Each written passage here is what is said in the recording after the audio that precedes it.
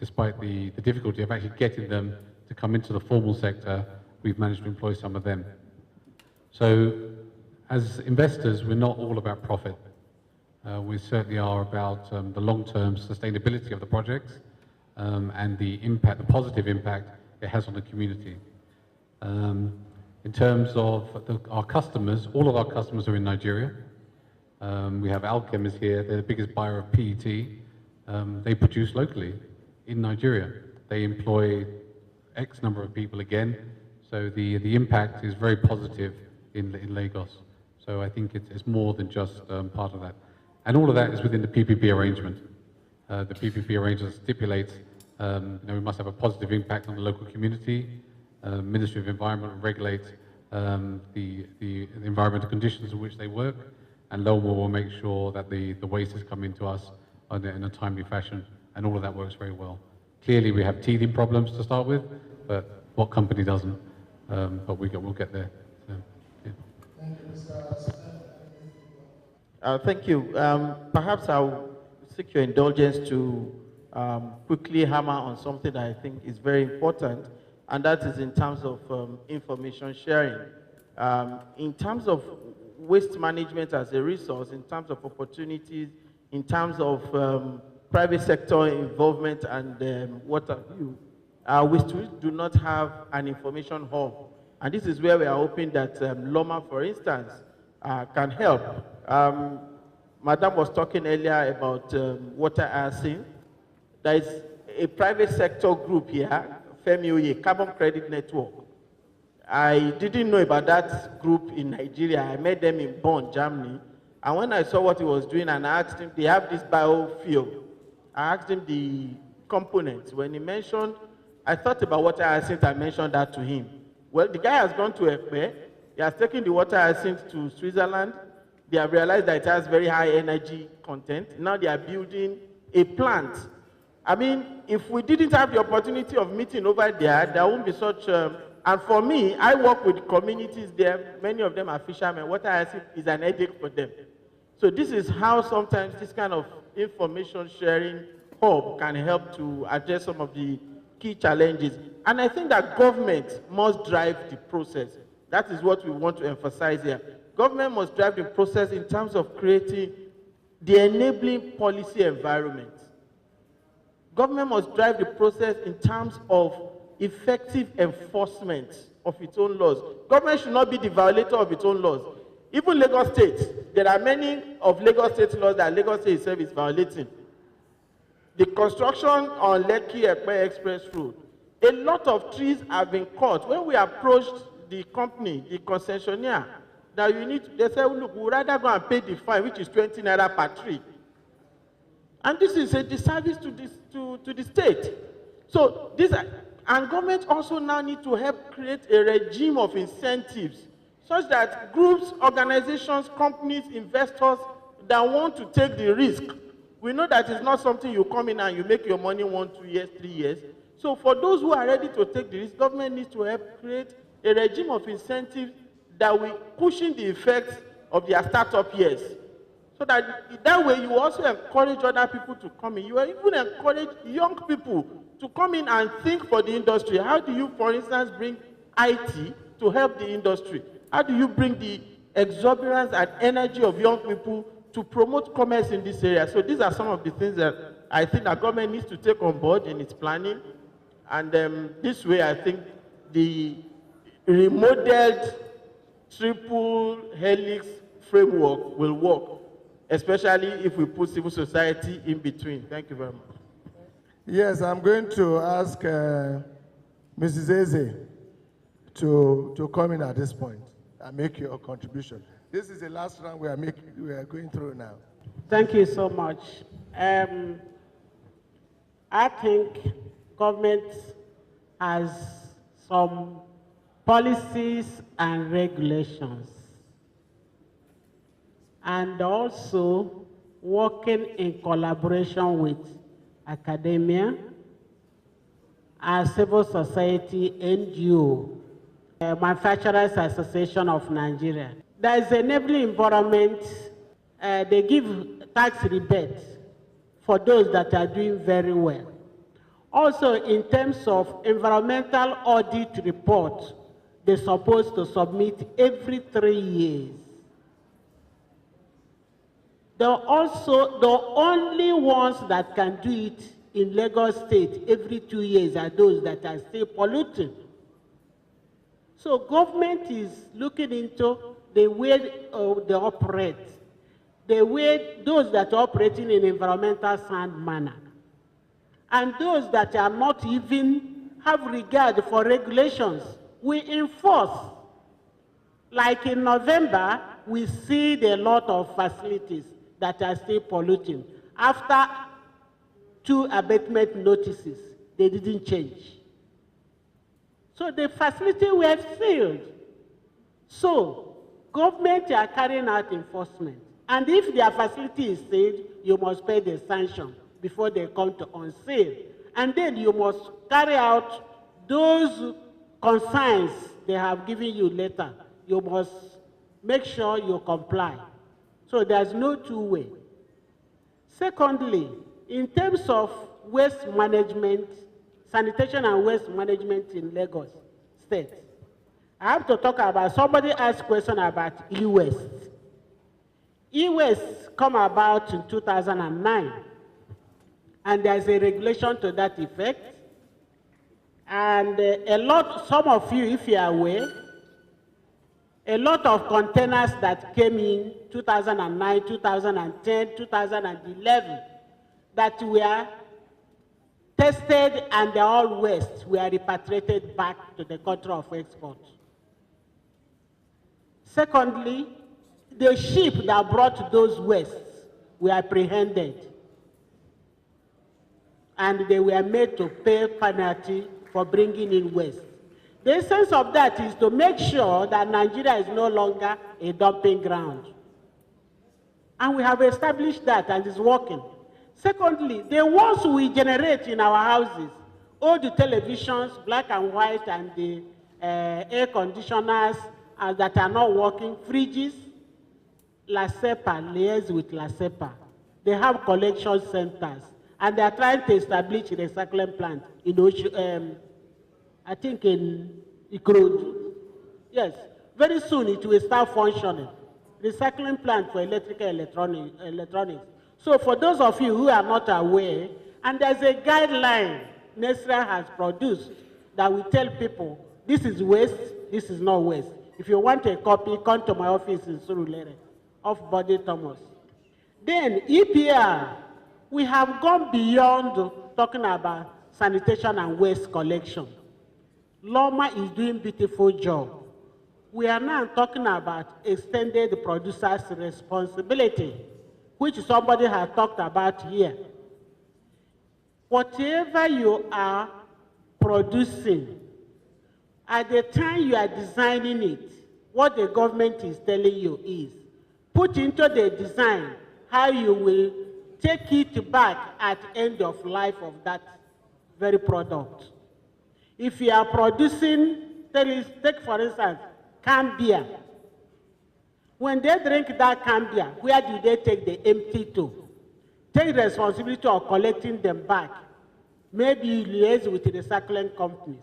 So there's a guideline to help those of you that are producing so that you know what to do. There's a guideline for EPR that is available right now in my office in Surulere. So you don't say, I don't know. Information is made available to everybody to tell you that government is concerned to make our country a better place for all of us.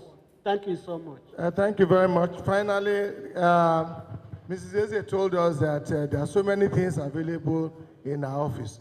Now, Mr. Adebola, can you tell us the role expected of each stakeholder in these arrangements? What A should do, what B, what is expected of B, so that we will know, we will have a synergy amongst the stakeholders. Thank you. Thank you very much. I think before we can begin to apportion roles to the stakeholders, I think we'll first do well by identifying who are these stakeholders. And I think all of us should actually agree that these are the stakeholders identified that can actually move waste management forward. And the little thing I've done, I've identified, like even based on the topic, the first stakeholder I identified actually happens to be the academia. And then the academia is expected to be involved in R&D, and which shouldn't be limited to, data, information, and all that. Like I said in my earlier discussion, that they should also go a step further by developing local technology that can actually be used in the industry to recycle, to handle waste. Not only recycling, even trucks. Several other equipment.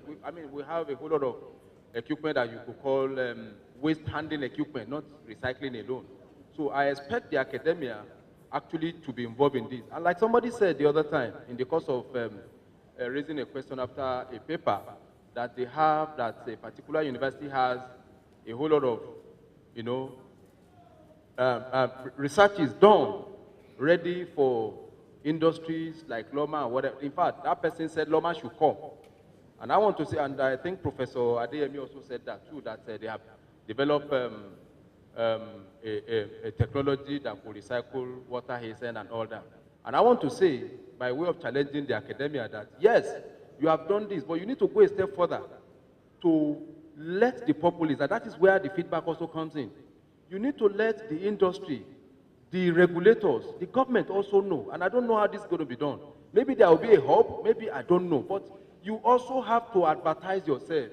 If you don't tell people about what you are, then they price you low. So I want to challenge, don't just do this research and say it is with you and somebody will come. I tell you, nobody will come. Until you put it in the public domain, that's when somebody will come. Now, I also have identified the regulators, which as a major stakeholder, which actually covers government at all levels. And this also includes, all other agencies like LOMA, Nestria, LASEPA, FEMA, Federal Ministry of Environment in Lagos State, and all that, and all the states. And I think what they should do, in my own view, is to articulate whatever research and development, policy formulation, policy guidelines, implementation, monitoring, and enforcement. Yes, you're doing it, but we need to do more. We need to do more. We need to formulate more policies that will actually guide and ensure. Lagos is on top of this, the project, but it needs to percolate down to other states. So the government agency, government agencies also, maybe government regulators need to also provide what is called an enabling environment for the private sector to actually operate. Nobody wants to bring in or invest his money where the environment, where there is no assurance of recouping whatever he has invested, maybe a level of profit or whatever. So the government agency has to do that. And I also want to talk about, we've talked about funding, but I want to emphasize on adequate funding. It's not as if there has not been funding. There has been some level of funding, but how adequate are these funding? And I think government needs to, I think it was Professor Allo that was talking about the increment in the operational cost of LOMA. And it cut across every organ involved in waste management. As long as you keep on employing, you keep on having issues and all that. I remember there was a time some 2 years ago when we were comparing, and I think LOMA also has that, it was done by the MD, comparing the budgetary allocation for waste management in Lagos vis-a-vis that of New York City and some other major cities in the whole world. You would discover that as much as there is funding in Lagos, but it is grossly inadequate. And if funding in Lagos is grossly inadequate, then what do you say about Ogun State? What do you say about Taraba? What do you say about Borno, where there is next to nothing in terms of funding? And I think also for the government, there is a need to create institutions. Creation of institution, put in place adequate institutional frameworks that will drive. And I say this, I put this side by side with creation of institution vis-a-vis creation of powerful individuals. And I also still want to give kudos to my brother, the MD of Loma. As against, he is a powerful person driving the process in Loma. But he's also working on, and that's what somebody talked about, continuous training, in-house training, overseas exchange, and all that training. You have to create institutions so that the only thing that is changed in life is, the only thing that is permanent in life is change. Constant change. So an individual, no matter how powerful you are, you cannot remain. You have to move on. But what institution have you created, to take over from you? So I think the regulators, the government, should actually create, and that's what a typical example is EFCC. Okay, moving forward. Government should also encourage the industries, and okay, I should talk about the role of the industry. The industries should also create what I call sustainable products, sustainable production. Most of these bulbs, the chairman talked about phone and some electronic waste. Before as you are buying one, by the time you look back, you see that another one has been manufactured, a new model. Bulbs, I remember when we were growing up, there was this fluorescent light that we have in our sitting room. Maybe for like 20 years, I've never seen that fluorescent bulb change. But now, you see that you put a bulb, maybe 2 weeks or thereabout, is gone. These are ways by which waste are being created. And the media, as a stakeholder, what will be the role of the media? The media should partner with government, with the regulators, with the industry, to be able to project whatever. And I was speaking with the doctor, we sat down together, also talking about research. It pays an academia to publish his research outside this country, because in the course of scoring points, he gets maybe 4 or 5 points when he publishes his research abroad than to publish it in Nigeria when he gets 1 point. And he needs a point to be able to move forward. So how do we harmonize this? These are ways by which we can move forward. And I talked about the industry, the waste. For want of time, maybe I should stop here. Thank you very much. Thank you very much. Distinguished ladies and gentlemen, as I said at the beginning of this session, we are not tapping maximally from these eggheads here. And I'm sure there will be another opportunity for us to have a full day to get the best out of them. It's obvious from our discussion that the arrangement can work. The partnership can work.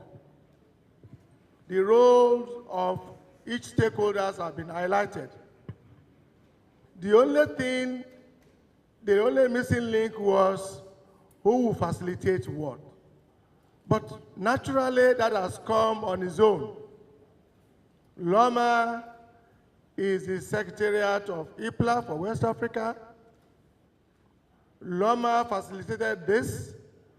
My own recommendation on your behalf is that the participants at today's program should form the pro-tem implementation committee of this arrangement so that we can continue to meet and find a way forward.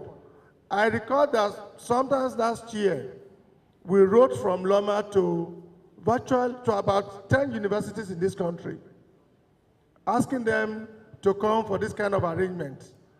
And up to today, I think about 1 or 2 responded. We even followed up. So I want to implore the management of Loma, led by our able Mr. Ola Oresoya, to constitute the participant of today's program into the implementation committee so that we can have the way forward.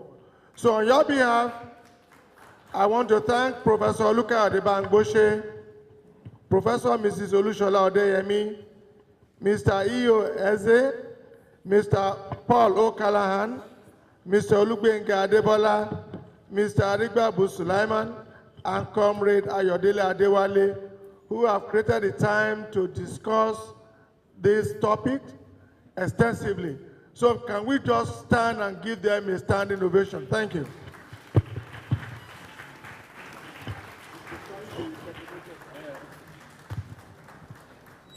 Thank you very much.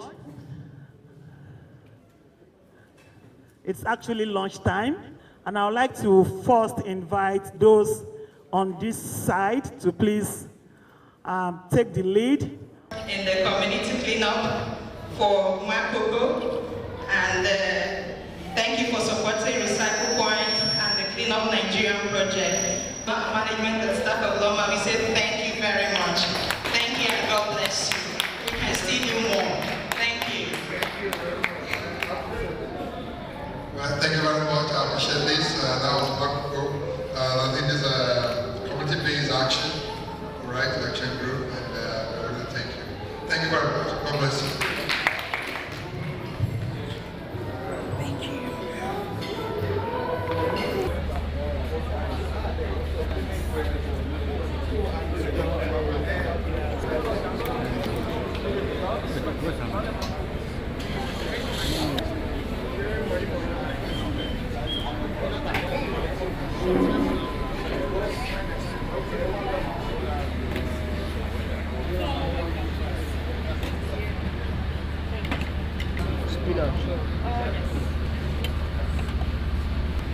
Hello, ma'am. Good to see you.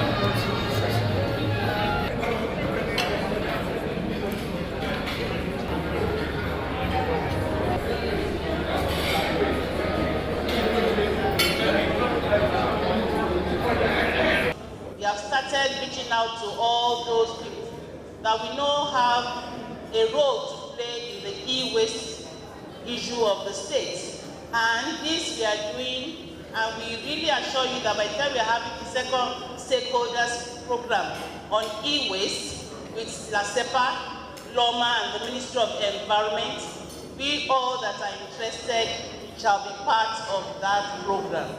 So we have started. Also in Loma, thank you. Also in Loma, we have a place we have designated for collection of e-waste.